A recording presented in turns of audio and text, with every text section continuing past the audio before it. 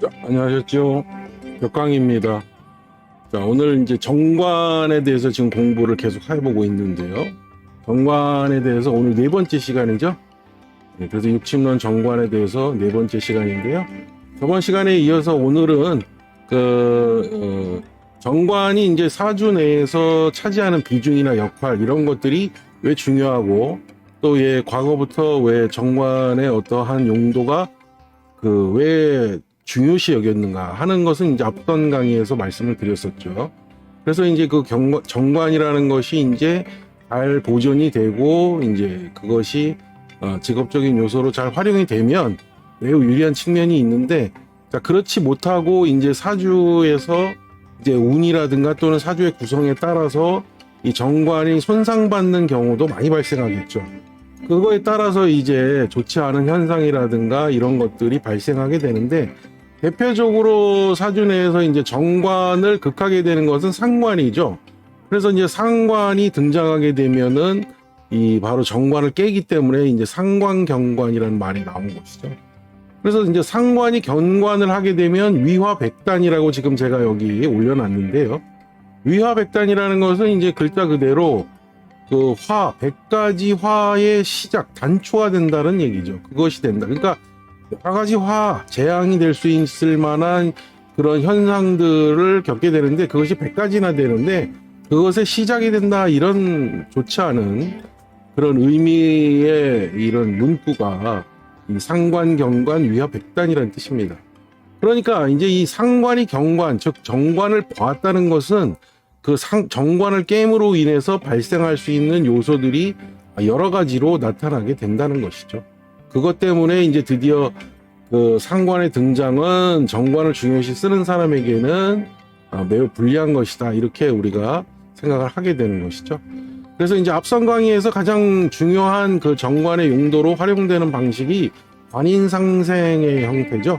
그래서 정관이 정인을 본 형태로 해서 관의 기운이 정인을 생하고 정인이 일간을 다시 생해줌으로 해서 약한 일간이 이런 관인상생의 덕을 잘 보는 구조, 이런 것이 이제 대표적인 관직 진출자의 모양새가 될 수 있다라고 하는 어떤 이론에서 이제 정관이 바로 이제 중요한 용도의 육친으로서 자리매김을 했던 것인데요. 자, 오늘은 그래서 이 상관이 등장하게 되면 또 어떠한 관계로서 이제 정관과 이 정관은 이제 상관과의 관계가 매우 또 중요하니까요.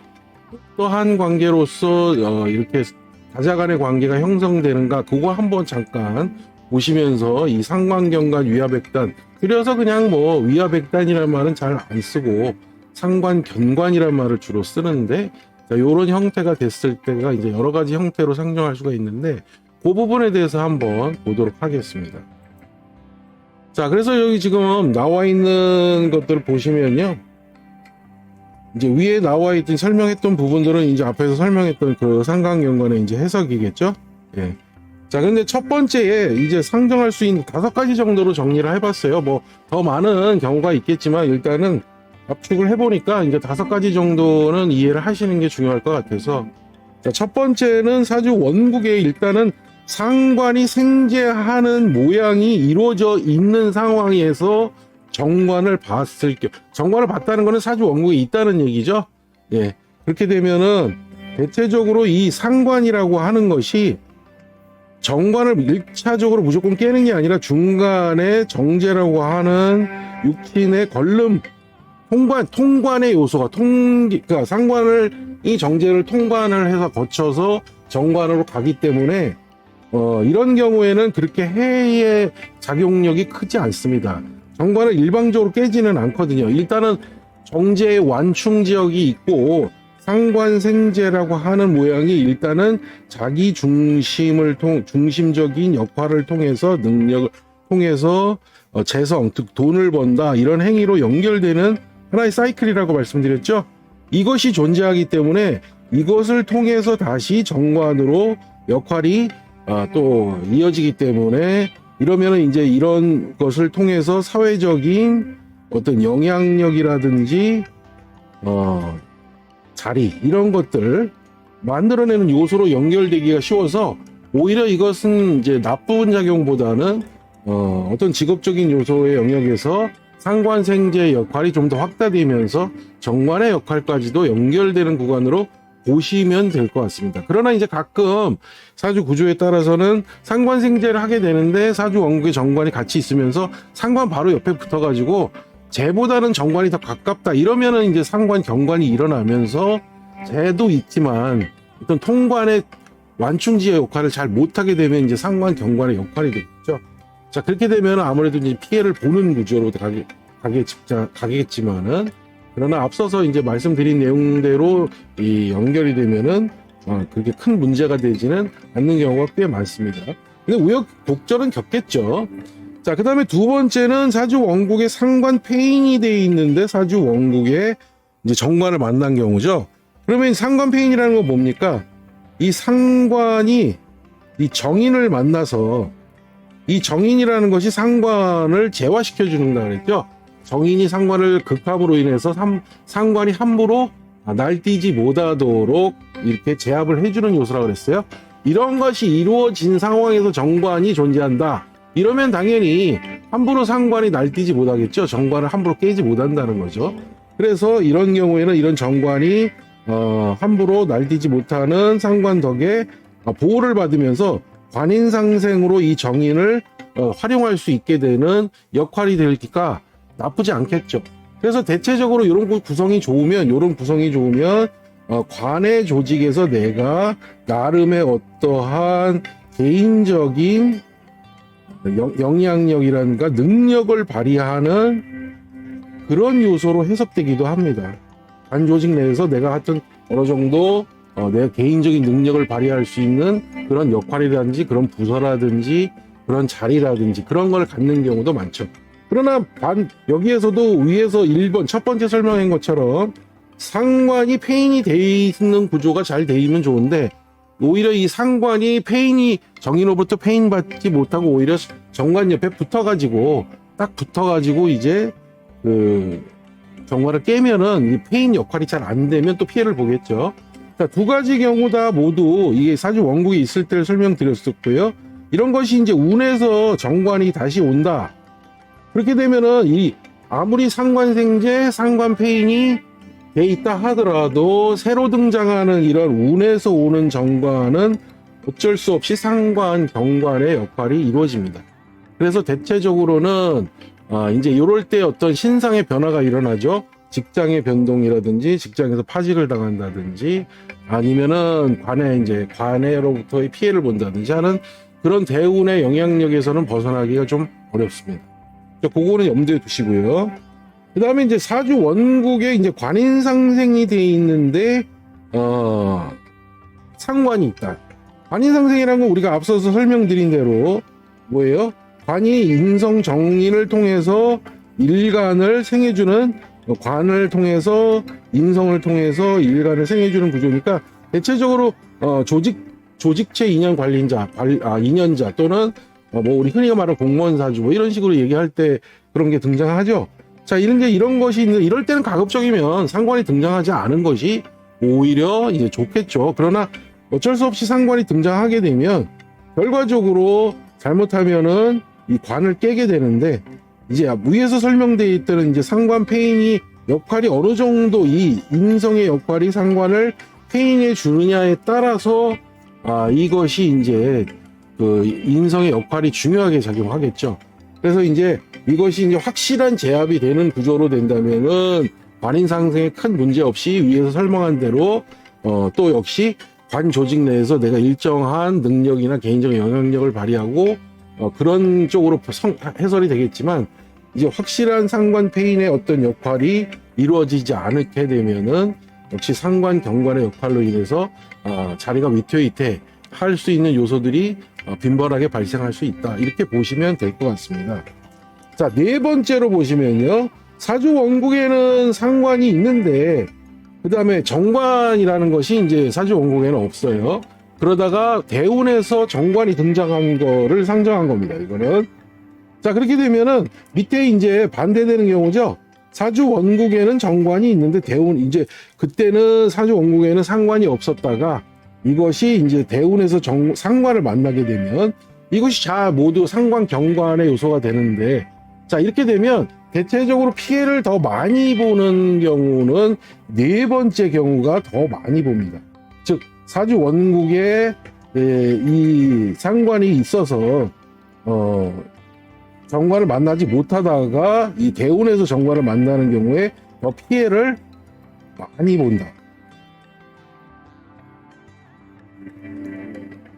즉 상관이 이제 원국에 있으면은 대체적으로 이제 관의 인연 조직이 없다가 예를 들어서 뭐 이제 대운상에서 정관이 들어오는 그런 대운에는 정말 경험하지 못했던 새로운 정관의 등장으로 상관이 정관하는 요소를 크게 많이 부각시킵니다. 그래서 예를 들어 뭐 남자 같은 경우에는 이제 이 파직 직장을 잃거나 여성 같은 경우에는 뭐 정관이 이제 남편성이니까요 이혼을 겪게 되거나 하는 그러한 현상으로 많이 귀결되는 경우가 많죠.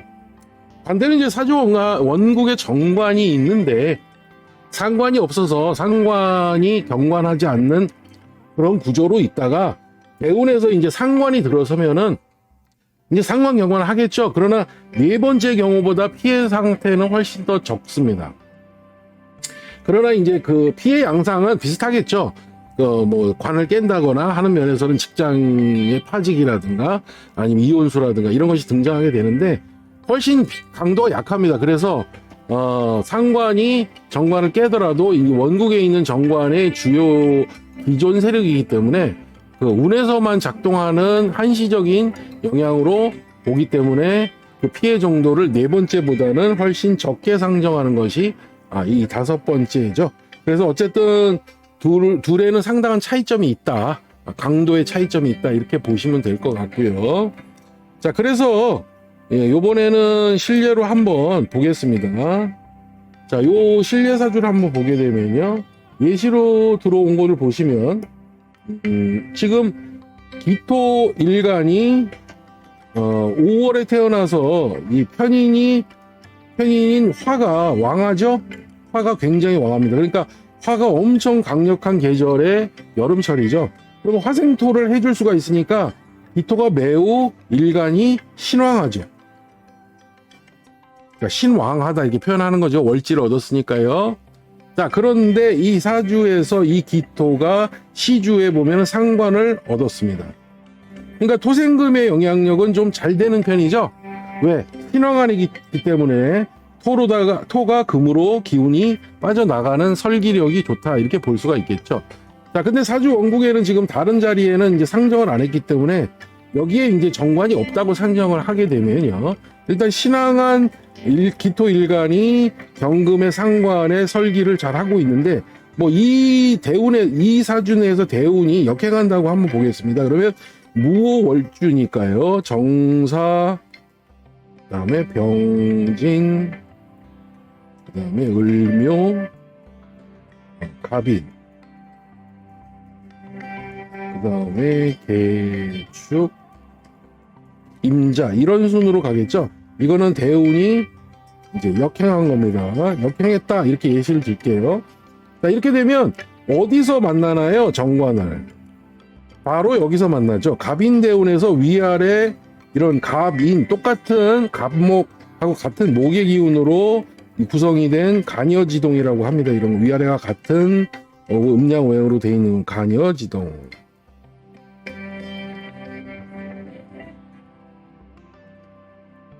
위례가 같다. 그래서 간여지동. 자, 이렇게 만나게 됐죠.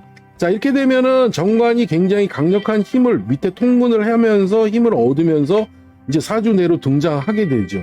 그러면 당연히 여지없이 이 경금은 기토의 설기력으로 힘을 얻어서 강한 힘을 얻은 경금이 결국은 정관을 가서 깨겠죠. 금극목으로. 그러면 이제 이럴 때 이제 여기서 상관, 변관의 효과가 일어납니다. 이런 현상이. 자, 이런 게 이제 운에서 만나 사주 원국에는 상관이 존재하는데 원국에는 정관이 없다가 대운에서 드디어 이렇게 정관성이 등장하게 되는 상관경관 위화백단 현상이 일어나죠. 이런 경우 굉장히 피해가 많다고 봅니다. 그래서 자, 이런 경우에 그래서 이제 남자 같은 경우에는 이제 직장의 문제가 되고요, 자식에 대한 문제가 되고요. 여자 같은 경우에는 대부분 결혼한 여성 같은 경우에는 이혼이라든지 이제 가정 내 문제가 심각하게 발생되죠. 이혼의 문제가 되니까요.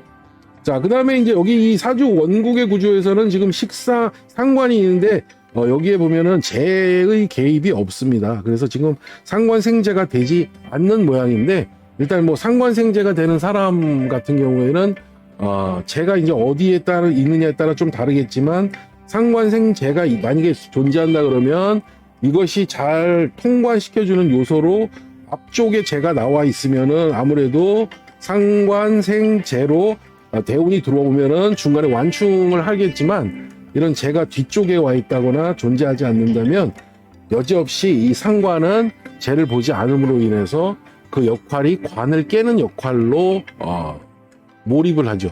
그렇게 되면은 상관관관의 피해 현상은 더 크다, 이렇게 볼 수가 있겠습니다.